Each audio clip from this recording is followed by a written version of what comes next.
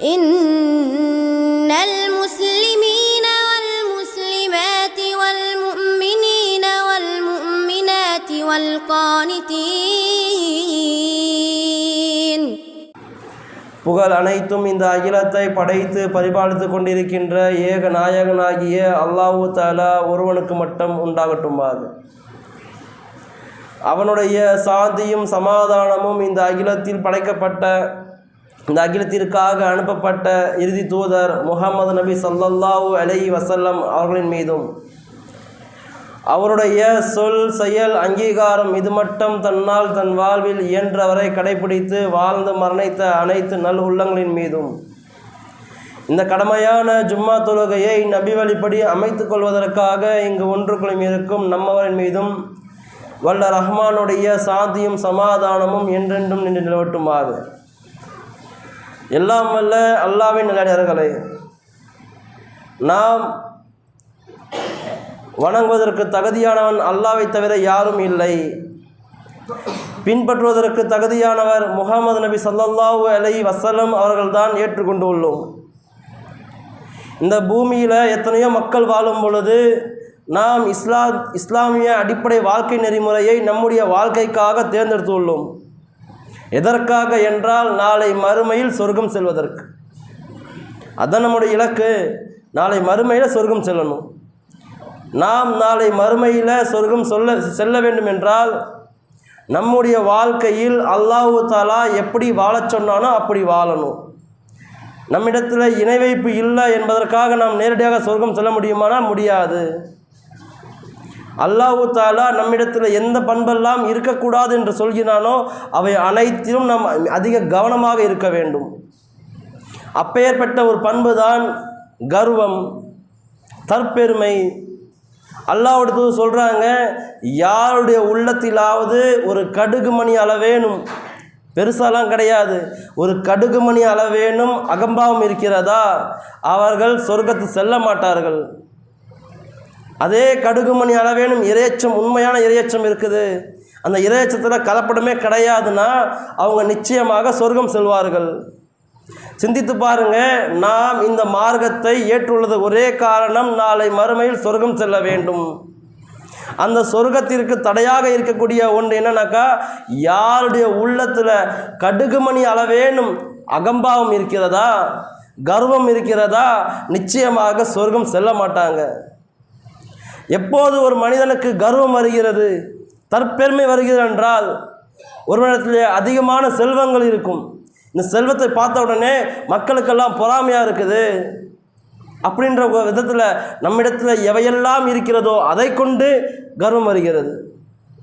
இல்லையா, நம்ம அழகாக இருக்கிறோம், நம்மை விட அழகில் குறைஞ்சவங்களாக்குறாங்க, பார் எப்படி இருக்கிறான் பார், நான் எப்படி அழகாக இருக்கிறேன். நம்முடைய உருவத்தை கொண்டு, தோற்றத்தை கொண்டு நம்மிடத்தில் எவையெல்லாம் சிறப்பாக இருக்கிறதோ அதை கொண்டு மற்றவர்களை ஏளனமாக பார்ப்பது. இல்லையா, கல்வி அதிகப்படியான அறிவு இருக்கும், மார்க்க அறிவோ உலக அறிவோ, இந்த அறிவை கொண்டு அந்த அறிவு இல்லாத மக்களை ஒரு இலக்காரமாக பார்க்கறது. சின்ன விஷயம் சொல்லுவோம், ஒரு அழகிய ஆங்கிலத்திலையோ இல்லை நடைமுறையில் பழக்கமான விஷயம் சொல்லுவோம், ஆனால் இது கூட தெரியல அவனுக்கு சி அப்படின்னு நினைப்போம். நம்ம இடத்துல எது தெரிஞ்சாலும், மற்றவங்க எதுவும் தெரியலனாலும் யாரையுமே நாம் இலக்காரமாக பார்க்கக்கூடாது, யாரையுமே நம்ம அகமாகவும் பார்க்கக்கூடாது. அல்லாஹ் தூதர் தான் சொன்னாங்க, அதிகமாலாம் கிடையாது, ஒரு கடுகுமணி அளவு இடத்துல அகம்பாவம் இருக்குதா, நிச்சயமாக நீ சொர்க்கம் செல்ல மாட்ட. இந்த அகம்பாவம், தற்பெருமை என்பது யாருடைய குணம்? சிந்திச்சு பாருங்க. அல்லாஹ் தஆலா திருமறையில் சொல்கின்றான், ஆதம் அலைஹிஸ்ஸலாம் படைத்த வரலாறு சொல்லும் பொழுது அல்லாஹ் சொல்லும் பொழுது, வலக்கது கலக்குனாக்கும், ஆதம் அலைஹிஸ்ஸலாமை நாம் தான் படைத்தோம் கையால், சும்ம சவர்னாக்கும், நாம் வடிவமைத்தோம். வடிவமைத்து என்ன சொல்கிறானாக்கா, எல்லா மலக்குமார்களையும் கூப்பிட்றான், வாங்க இங்கே கூப்பிட்டு சொல்லும் பொழுது, சும்மா கல்ல லில் மலாய்க்கத்தி சுஜூதிலி ஆதம், நீங்கள் ஆதமுக்கு சிரம் பணியுங்கள் என்று சொல்கிறான். அல்லாஹ் படைத்த ஆதம் அலைஹிஸ்ஸலாம் தன் கரத்தால் படைக்கிறான். படைத்து அந்த மலக்குமார்கள் எல்லாத்தையும் அழைச்சி சொல்கின்றான், நீங்கள் இந்த ஆதமுக்கு சிரம் பணியுங்கள். அதில் ஷைத்தானும் இருக்கிறான். எல்லாருமே அல்லாஹ்வுடைய கட்டளை கேட்ட உடனே சிரம் பணிஞ்சாச்சு. ஆனால் இந்த இப்லீஸ் என்ன பண்ணுறான், இல்லா இப்லீஸ், அவனை தவிர எல்லாம் பணிஞ்சாச்சு. இப்லீஸ் சிரம் பணியலை. உடனே அல்லாஹ் தஆலா கேட்குறான், மா மனாக்க, நான் சொல்கிறேன் உங்ககிட்ட, இல்லா சுஜூதுலி ஆதம், ஆதமுக்கு பணின்னு நான் சொல்கிறேன். யார்? இப்லீஸை படைத்த இறைவன் சொல்கின்றான், நம்மை படைத்த இறைவன் சொல்கின்றான், உனக்கு கட்டளையிட்டது நான், என் கட்டளை நீ செய்ய மாட்டியா? ஏன் செய்ய மாட்டேன்னு கேட்கும் பொழுது அந்த இப்லீஸ் சொன்ன வார்த்தை கேளுங்க, காலா அலா கைர மின்ஹா, நான் அவரை விட சிறந்தவன். இப்லீஸ் சொன்ன வார்த்தை தெரியுமா? ஆதம் அலைஹிஸ்ஸலாமை விட நான் சிறந்தவன் என்ற அந்த பண்பு தான். அப்போது சிந்தித்து பாருங்க, நாம் அவரை விட சிறந்தவர் என்று நாம் எண்ணிக்கொண்டால், அவரை விட சிறந்தவர்கள் நம்மிடத்தில் அதிக கல்வி அறிவு இருக்கிறது, அதிக ஞானம் இருக்கிறது, நான் அவரை விட சிறந்தவன், அதிகப்படியான செல்வங்கள் இருக்கிறது, நான் அவரை விட சிறந்தவன் என்ற எண்ணம் நம்முடைய உள்ளத்தில் இருந்தாக்கா அந்த பண்பு யாருது? ஷைத்தானுடைய பண்பு. மேலும் சொல்ல என்ன சொல்கிறான், கலக்குத்தனி மின்னார், நான் நெருப்பால் படைக்கப்பட்ட, கலக்குத்தனி மின் தீன், அவனை மண்ணால் படைத்த, அந்த மண்ணால் படைக்கப்பட்டதை விட நெருப்பால் படைக்கப்பட்ட நான் சிறந்தவன் சொன்னார். அந்த ஒரு காரணத்தினால் ஷைத்தான் சபிக்கப்பட்டனா இல்லையா? சிந்திச்சு பாருங்க, யாருடைய உள்ளத்திலெல்லாம் கர்வம் கொண்டு அவரை விட நான் சிறந்தவன், இவரை விட நான் சிறந்தவன் என்ற எண்ணம் வருகிறதோ, அந்த எண்ணம் நாளை மறுமையில் நம்மை நரகத்தில் கொண்டு போய் சேர்க்குமா இல்லையா? அந்த எண்ணம் யாருடைய பண்பு? ஷைத்தானுடைய பண்பா இல்லையா?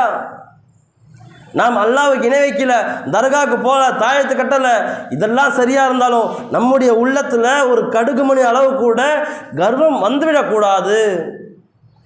யாரையும் இலக்காரமாக பார்க்கக்கூடாது. செல்வந்தராக இருந்தாலும் ஒரே பார்வை தான், ஏழையாக இருந்தாலும் ஒரே பார்வை தான், எல்லாத்தையும் ஒரே பார்வையாக பார்க்கணும். நம்ம மக்கள்கிட்ட ஒரு பண்பே இருக்குது, செல்வந்தர் பார்க்குறோமா சலாம் அலைக்கும் சொல்லி கொஞ்சுவாங்க, கொலைவாங்க. ஒரு ஏழையை பார்க்கும்பொழுது கண்டுக்கவே மாட்டாங்க. ஆனால் மார்க்கம் அதான் சொல்லி தருதுங்களா? நாம் அனைவருக்கும் சலாம் சொல்லியாக வேண்டும், நம்முடைய பார்வை அனைவர் மீது சமமாக இருக்க வேண்டும். சிந்தித்து பாருங்க, நாம் யாரையுமே ஏற்றத்தாழ்வோடு பார்க்கக்கூடாது. அப்படி தான் இருக்கிறோமா? எந்த வகையிலெல்லாம் இந்த கர்வம் வருகிறதோ அந்த கர்வம் நிச்சயம் நாளை மறுமையில் நம்ம நரகத்துக்கு கொண்டு போய் சேர்க்கும். இன்னும் எந்த அளவுக்குன்னா அல்லாஹ் சொல்கிறாங்க, கண்ணியம் என்பது இறைவனுடைய மேல் ஆடை, கண்ணியம் என்பது இறைவனுடைய மேல் ஆடை, தற்பெருமை என்பது இறைவனுடைய கீழாடை. யார் இதில் போட்டி போடுறாங்களோ, இதில் கண்ணியத்திலையும் தற்பெருமையும் போட்டி போடுறாங்களோ, நீங்கள் அல்லாஹ்விடத்தில் போட்டி போடுறீங்க தெரிஞ்சுக்கோங்கன்னு சொல்லிட்டு, அப்படி யார் போட்டி போடுறாங்களோ அவர்களை எல்லாம் துன்புறுத்தும் வகையில் நான் தண்டிப்பேன்னு சொல்கிறான். அல்லாஹ் அழகாக சொல்கிறாங்க, இறைவனுடைய ஆடை விஷயத்தில் நீங்கள் போட்டி போடுறீங்களா, அல்லாஹ் உங்களை தண்டிப்பான். அப்போ நம்ம எந்த அளவுக்கு கவனமாக இருக்கணும் சிந்திச்சு பாருங்கள். அல்லாஹ் குர்ஆன்ல சொல்லும்போது கூட, ஃபமன் லஸீன ஆமனு வ ஆமிலு சாலியாத், யாரெல்லாம் இந்த பூமியில் அல்லாஹ்வை நம்பிக்கை கொண்டு நன்மையான காரியங்கள் செய்கிறீங்களோ உங்களுக்கு முடிவில்லாத கூலி இருக்கிறது. அல்லாஹ் தன் அருளை அதிகமாக உங்களுக்கு வழங்குவான்னு சொல்லிட்டு அடுத்ததாக சொல்கிறாங்க, வ அம்மல் லஸீன அஸ்தபூன வஸ்கபர், யார் இந்த பூமியில் அடிமைத்தனத்திலிருந்து விலகி தற்பெருமை கொள்கிறார்களோ அவர்களை நான் துன்புறுத்தும் வகையில் தண்டிப்பேன். அல்லாஹ் அழகா சொல்கின்றான், அஸாபல் அலீம், நான் அவர்களை துன்புறுத்தும் வகையா, தண்டிக்கிறதே ஒரு வகை தான். நம்ம எல்லாம் நாளை மறுமையில் நரகத்தில் போடுறது தண்டனை தான். அதிலே கூட பெருமை அடிச்சோம் இல்லையா, அந்த பெருமைக்காக துன்புறுத்தி கொண்டே தண்டிப்போம். நம்ம சொல்லுவோம்ல, ஒரு காயம் ஆயிடுச்சு, பட்ட இடத்துல படுது, அந்த வேதனை அதிகமாக இருக்குமா இல்லையா? காயமாகிறதே ஒரு வேதனை தான், அதே நம்மளால் தாங்க முடியாது. அந்த வேதனையில் மேலும் மேலும் அடிபடும் பொழுது நமக்கு எப்படி இருக்கும்? அந்த வலி தாங்க முடியாது, சிவுன்னு தான் இல்லையா? அல்லாஹ் தான் சொல்கின்றான், பெருமை அடிக்கிறீங்களா நீங்கள், நாளை மறுமையில் தண்டனை கன்ஃபார்ம், நரகம், அதில் கூட துன்புறுத்தும் வகையில் தண்டிப்பேன். சிந்திச்சு பாருங்கள், இந்த தற்பெருமையில் நம்ம எந்த அளவுக்கு கவனமாக இருக்கணும், எந்த அளவுக்கு நாம் உஷாராக இருக்கணும். நாம் சின்ன விஷயமா இருந்தாலும் சரி, பெரிய விஷயமா இருந்தாலும் சரி, அல்லாஹ் தான் நாளை மறுமையில் நமக்கு உதவியாளன். நாளை மறுமையில் அல்லாஹ்வை தவிர யாராவது உதவி செய்ய இருக்கிறாங்க? நமக்கு யாராவது காப்பாற்ற முடியுமா? நம் நண்பர்கள் வருவாங்களா? நம் பிள்ளைகள் வருவாங்களா? நம்முடைய பெற்றோர்கள் வருவாங்களா? யாருமே கிடையாது. அல்லாஹ் அழகாக சொல்கின்றான், வலா யுஹித்து லஹும் மின் தூனில்லாஹி, நாளை மறுமையில் என்னை தவிர எந்த உதவியும் கிடையாது, நினைவில் வச்சுக்கோங்கன்றான். எதுக்காக சொல்கிறான்னா, நான் துன்பத்து முறையில் தண்டிப்பேன் இல்லையா, அப்போ உன்னை காப்பாற்ற யாரும் வர முடியாது. இந்த உலகத்தில் இருக்கிறோம், சாலையில் போகிறோம், ஒரு விபத்தா டக்குன்னு தெரிஞ்சவங்க ஓடி வருவாங்க, காப்பாற்றுவாங்க. என்னப்பா ஆச்சு, எதுப்பாச்சு, பார்த்து போயிருக்கலாமே, கவனமாக போயிருக்கலாமே, நம்மை காப்பாற்றுவதற்கு ஏதாவது வழி இருக்குது. ஆனால் மறுமையில் நாம் நரகத்துக்கு சென்றால் அந்த இடத்துல அல்லாஹ்வை தவிர யாருமே காப்பாற்ற முடியாதுன்னு டிக்ளேர் பண்ணி சொல்கிறாங்க. ஆனால் இந்த விஷயத்தில் நம்ம சர்வ சாதாரணமாக இருக்கிறோம். எந்த அளவுக்குன்னா இதெல்லாம் தற்பெருமையா, இதெல்லாம் தற்பெருமையான்னு நினைக்கிறோம். அல்லாஹ் சொல்லும் பொழுது, ஒரு மனிதன உள்ளத்தில், யாருடைய உள்ளத்தில் அணு அளவேனும், முன்ன கடுகு விதை சொன்னாங்க, அதாவது கண்ணில் பார்க்க முடியும். மேலும் சொல்கிறாங்க, அணு அளவு. அணு அளவு என்பது மனிதன் கண்ணால் பார்க்க முடியாது, ரொம்ப சின்னது. அந்த கடுகு மணி அளவே அணு அளவேனும் தற்பெருமை இருக்கிறதோ அவர்கள் சொர்க்கம் நுழைய மாட்டார்கள். அப்போ உடனே கேட்குறாங்க, யா ரசூலுல்லாஹ், சாபாக்கா கேட்குறாங்க, நீங்கள் அணு அளவுன்னு சொல்கிறீங்களே, இப்போ நான் அழகிய ஆடை போடுறேன், அழகிய செருப்பெல்லாம் போடுறேன், இதெல்லாம் தற்பெருமை வருமா? நீங்கள் அணு அளவுன்னு இல்லைன்றீங்க இல்லையா? அப்போ அணுன்றது கண்ணுக்கு தெரியாத சின்ன ஒரு பொருளாக இருக்குது. ஆனால் எனக்கு ஒரு ஆசை இருக்குது, அழகிய ஆடையெல்லாம் போடணும், அழகிய வாட்செல்லாம் போடணும், அழகிய கால அணிகள்லாம் போட்டு நடக்கணும்னு நினைக்கிறேன், இதெல்லாம் தற்பெருமை வருமானு கேட்கும் பொழுது அல்லாஹ் சொல்கிறாங்க, இன்னல்லாஹ ஜமீஹு, அல்லாஹ் அழகானவன், அல்லாஹ் அழகானவன், யுஹிப்புல் ஜமீல், அவன் அழகை விரும்பக்கூடியவன் தான். நீங்கள் உங்களை அழகுபடுத்திக்கோங்க. உங்களிடத்துல எவ்வளோ செல்வம் இருக்குதா, அதற்காக இந்த உலகத்திலே கிடைக்காத ஆடை வாங்குறீங்களா, வாங்கி போட்டுக்கோங்க, தப்பு கிடையாது. உங்களை எவ்வளோனா அழகுபடுத்திக்கோங்க, தப்பு கிடையாது. ஆனால் அந்த அழகு மற்றவங்க பார்த்து ஏனும் பார்க்குற மாதிரி உங்கள் எண்ணம் இருந்துடக்கூடாது. மற்றவங்க பொறாமைப்பட்டு இப்படிலாம் பண்ணுறானே, அநியாயம் பண்ணுறானே நீங்கள் நினைக்கக்கூடாது. இன்னும் தற்பெருமைக்கு அல்லாஹ் சொல்கிறாங்க, அல் கிபிர் என்பது உண்மையை மறுப்பது தான் கிபிர். யார் உண்மையை மறுக்கிறாங்களோ அது கிபிர். தெளிவாக தெரியுது, எடுத்து சொல்லக்கூடிய விஷயங்கள் உண்மைன்னு தெரியுது, அது மறுக்கிறாங்களா, அது கிபிர். மேலும் சொல்கிறார்கள், மக்களை கேவலமாக பார்ப்பது கிபிர். இந்த இரண்டு குணம் யாருக்கு இல்லையோ அவங்க தான் நாளை மறுமையில் வெற்றி அடைவாங்க. எவ்வளோ அழகான விளக்கம்.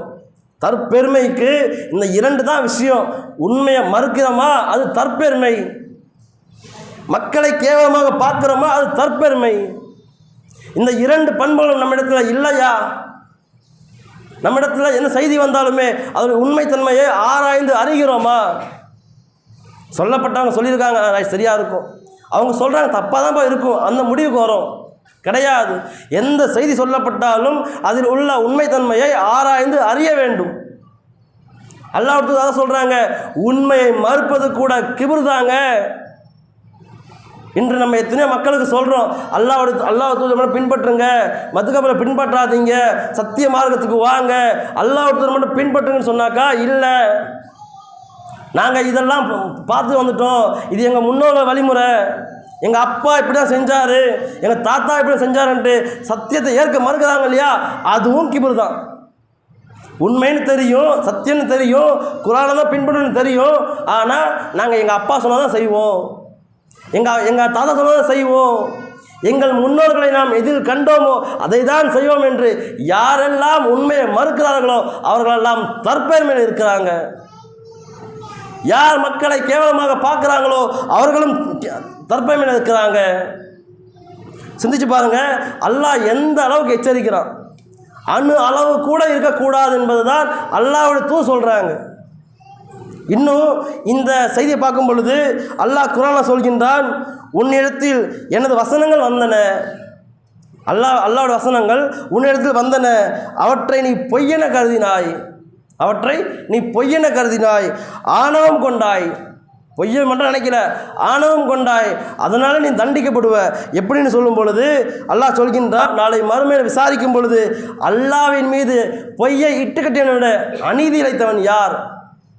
அல்லாவோட வசனங்கள் வருது, நம்ம கேட்குறோம், இந்த செய்தியெல்லாம் பொய்ப்பா, இல்லை இப்படி தான் இருக்குன்னு நினைக்கிறோமே. அதான் அல்லாஹ் கேட்குறான், அல்லாவின் விஷயத்தில் அல்லாவுடைய வார்த்தையை பொய்ன்னு சொல்கிறியே, நாளை மறுமையில் நீ கியாமத் நாள் வரும்பொழுது கடுங்கோரமாக கருப்பாக இருப்ப.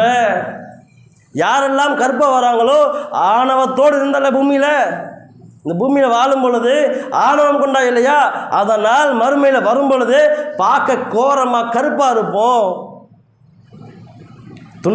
துன்புறுத்தும் வகை தண்டனை அது ஒரு வகை. மறுமைக்கு வரும்பொழுது பார்க்க படும் கேவலமாக கருப்பாக இருப்போம். சிந்திச்சு பாருங்கள், நம்ம இடத்துல செல்வம் நம்ம காப்பாற்றுமா? நாம் கற்ற அறிவு, நாம் பெற்ற அறிவு, அதை கொண்டு இந்த மக்கள் மத்தியில் நம்ம பெருமை அடித்தோமே, அதனால மறுமையில் காப்பாற்றுமா? கிடையாது. நாம் அதிக கவனமாக இருக்க வேண்டிய ஒரே விஷயம், நம்முடைய வாழ்க்கையில் வணங்குவதற்கு தகுதியானவன் அல்லாஹ்வை தவிர யாரும் இல்லை, ஏற்றுக்கொண்டோம். அதே போல் இந்த கிபுரோட விஷயத்தில் ரொம்ப ரொம்ப ரொம்ப ஜாக்கிரதையாக இருக்கணும். சின்ன சின்ன விஷயத்தில் என் உள்ளத்தில் வந்துருச்சா, அணு அளவுங்க, அதிகமாகலாம் கிடையாது, அணு அளவு வந்துச்சா சொர்க்கத்தை தரமாட்டேன்னு சொல்கிறான் அல்லாஹ். ஏன்? அது அல்லாஹ்வுடைய பண்பு. அல்லாஹ்வுடைய பண்புன்னு சிந்திச்சு பாருங்கள். இந்த நம்மை படைத்த இறைவன் அல்லாஹ் இந்த பூமியை படைச்சானா இல்லையா, வானத்தை படைச்சானா இல்லையா, சூரியன் சந்திரன் அனைத்தையும் படைச்சானா இல்லையா? நாம் என்னத்தை படைச்சோம்? நம்மளால் இந்த பூமியில் ஏதாவது படைக்க முடியுமா? ஒரு எந்த உதவியும் இல்லாமல் தன்னிச்சையாக ஒரு மேஜிக் பண்ணி எதாவது உண்டாக்க முடியுமா? எதாவது ஆக்க முடியுமா? எதையாவது அழிக்க முடியுமா? முடியாது. நமக்கு ஒரு நோய் வருகிறது, அந்த நோயை தடுக்கவே முடியுமா? முடியாது. இந்த மனிதனால் இந்த பூமியில் எதையுமே கண்டுபிடிக்க தான் முடியுமே தவிர உருவாக்க முடியாது. ஆனால் அல்லாஹ் பெருமளிப்பதற்கு என்ன தகுதி இருக்கு பாருங்கள். வானத்தை படைச்சான், பூமியை படைச்சான், இந்த பூமிக்குள்ளே தண்ணியை தேக்கி வைக்கிறான். இருக்கா இல்லையா? நம்முடைய மையத்துக்களை மண்ணில் புதைக்கிறோம், அழுக வைக்கிறானா இல்லையா? இந்த மாதிரி என்ன பண்பு நம்மள்ட்ட இருக்குது? நாம் பெருமளிப்பதற்கு என்ன தகுதி இருக்கிறது? இந்த பூமியில் வாழக்கூடிய மனிதன் ஒட்டுமொத்த பூமியை ஒருத்தனுக்கே இருந்தாலும் சரி, அவன் பெருமைப்படுவதற்கு தகுதி கிடையாது. யார் பெருமைப்படுத்த தகுதி என்றால் அல்லாஹ்வை தவிர வேறு யாருக்கும் கிடையாது. எந்த அளவுக்குலாம் எச்சரிக்கிறாங்க. ஆனால் நாம் எப்படி இருக்கிறோம்? இன்னும் அல்லாஹ் சொல்கின்றான், மனிதர்களை விட்டு உமது முகத்தை திருப்பிக் கொள்ளாதே, மனிதர்களை விட்டு உமது முகத்தை திருப்பிக் கொள்ளாது, பூமியில் கர்வமாக நடக்காது. நம்முடைய நடையக்கூட நாம் கர்வமாக இருக்கக்கூடாது, மக்களை விட்டு மூஞ்சி திரும்பக்கூடாதுன்னு அல்லாஹ் எச்சரிக்கிறான். யார் கர்வம் கொண்டு பெருமை அடிக்கிறார்களோ அவர்களை அல்லாஹ் விரும்ப மாட்டான். அல்லாஹ் விரும்ப மாட்டான்ட்டு அடுக்கடுக்கா கர்வத்தை பற்றி அல்லாஹ் சொல்லிக்கிட்டே இருக்கிறான். இந்த வசனங்கள்லாம் சொல்வது நாம் அதிகப்படியான கவனமாக இருந்து என்னுடைய உள்ளத்தில் அணு அளவு கூட கர்வம் வந்துவிடக்கூடாது. அப்படி வந்துச்சாக்கா நினைவு வச்சுக்கோங்க, அல்லாஹ் துன்புறுத்தும் வகையில் தண்டிப்பா. நாளை மறுமையில் வரும்பொழுது கருப்பான முகத்தில் இருப்போம், பார்க்க கேவலமாக இருப்போம். இந்த உலகத்தை வாழ்க்கையும் மறுமையை செஞ்சு பாருங்க. இந்த உலகத்தில் நாம் சொல்லிக்கலாம், என்னுடைய உள்ளத்தில் கர்வம்லாம் கிடையாதுப்பா. நாம் யாருமே உள்ளத்தை திறந்து பார்க்க முடியாது. உள்ளத்தில் நம்ம என்ன நினைக்கிறோன்னு தெரியுமாங்க? அல்லாஹ்வுடைய பண்பை நமக்கு சொந்தமாக்கி கொண்டால் நாளை மறுமையில் அல்லாஹ் நம்மை துன்புறுத்தும் வகையில் தண்டிப்பான் என்பதை நினைவுபடுத்திக் கொள்ளுங்கள். இன்னும் எந்த அளவுக்குன்னா, மூசா அலைஹிஸ்ஸலாமுடைய காலத்தில் காரூன் என்கின்ற மனிதன் இருந்தான். அந்த மனிதனுக்கு ஏகப்பட்ட செல்வம் அல்லாஹ் கொடுத்துருந்தான், அதிகப்படியான செல்வம். எந்த அளவுக்குன்னா, அவருடைய கஜானா, அந்த காலத்தில் கஜானால ஒரு ரூம் இருக்குது இல்லைங்களா, அந்த நகையெல்லாம் வச்சுருப்பாங்க. அதோடைய சாவிகளை சுமப்பதற்கு ஒரு பெரும் படைக்கே முடியாதான். ஒரு ஆள்னாலாம் சொல்லலை, ஒரு பெரும் படைக்கு அந்த கருவூலங்களுடைய சாவிகளை சுமப்பது சிரமமாக இருக்கும். அந்த அளவுக்கு செல்வம் படைத்த அந்த காரூன் அவங்களுக்கு சொல்லப்படுகிறது, பூமியில் கர்வம் நடக்காதப்பா, மக்களுக்கு நன்மை செய், அல்லாஹ் அவனுக்கு கொடுத்துருக்கான் இல்லையா, அதே மாதிரி நீ மக்களுக்கு கொடுன்னு சொல்லும்போது அலட்சியப்படுத்துகிறான். இது என்னுடைய அறிவுக்காக கிடைச்சதுங்க, இதை எப்படி நான் கொடுப்பேன்ட்டு அகமகம் கொண்டான். அப்போது அல்லாஹ் சொல்கின்றான், அந்த காரூனை அவன் இருந்த வீட்டில் அப்படியே போட்டு புதைச்சிட்டான். இருந்த வீட்டில் அப்படியே போட்டு புதைச்சி அழிச்சிட்டான். இது மக்களுக்கு ஒரு உதாரணமாக சொல்கிறான். யாரெல்லாம் இந்த பூமியில் வாழும் பொழுது கர்வம் கொண்டு வாழ்கிறீங்களா, உங்களை நாம் அழிப்பதற்கு சாதாரண விஷயம். மூசா அலைஹிஸ்ஸலாம் காலத்தில் வாழ்ந்த மனுஷன் அல்லாஹ் நமக்கு ஒரு உதாரணமாக சொல்கிறான். இந்த பூமியில் செல்வ செழிப்பாக வாழ்ந்தாங்க, மக்களுக்கு நன்மை செய்ய கிடையாது, கர்வம் கொண்டா அவனை நான் அழிச்சிட்டேன்ப்பா. சிந்திச்சு பாருங்க, இந்த கர்வம் என்கின்ற பண்பு நம்மை எப்படியெல்லாம் மாட்டி வதைக்கும். நாம் கர்வம் கொண்டு வாழ்ந்தோமே ஆனால் நிச்சயமாக நாளை மறுமையில் நஷ்டவாளியாக தான் இருப்போம். இன்னும் எந்த அளவுக்குன்னா அல்லாஹ் சொல்கிறாங்க, 3 பேரிடத்தில் நாளை மறுமையில் அல்லாஹ் பேசவே மாட்டான். 3 பேரிடத்தில் நாளை மறுமையில் அல்லாஹ் பேசவே மாட்டான். அதில் முதல் ஆள் விபச்சாரம் புரிகின்ற முதியவர், 2வது ஆள் பொய் சொல்கின்ற அரசன், 3வது சொல்லும் பொழுது ஏழையாக இருந்து பெருமை அடிப்போர். ஒருத்தர் செல்வமே கிடையாது, இருந்தாலும் பெருமை அடிப்பாங்க. நம்ம இடத்துல எதுவுமே கிடையாது, நம்மளோட பொருளாதாரம் இல்லை, அதாவது பெருமை அடிப்புக்கு எந்த முகாந்திரமும் கிடையாது, அப்படி இருந்து பெருமை அடிப்பாங்க. யாரெல்லாம் பெருமை அடிப்பதற்கு முகாந்திரம் இல்லாமல் பெருமை அடிக்கிறாங்களோ அவரிடத்துல அல்லாஹ் பேசவே மாட்டான்னு சொல்கிறாங்க. சிந்திச்சு பாருங்கள், நாம் இந்த இடத்துல கூடியிருப்பது நாளை மறுமையில் மிக எளிமையாக சொர்க்கம் செல்ல வேண்டும் என்பதுதான்.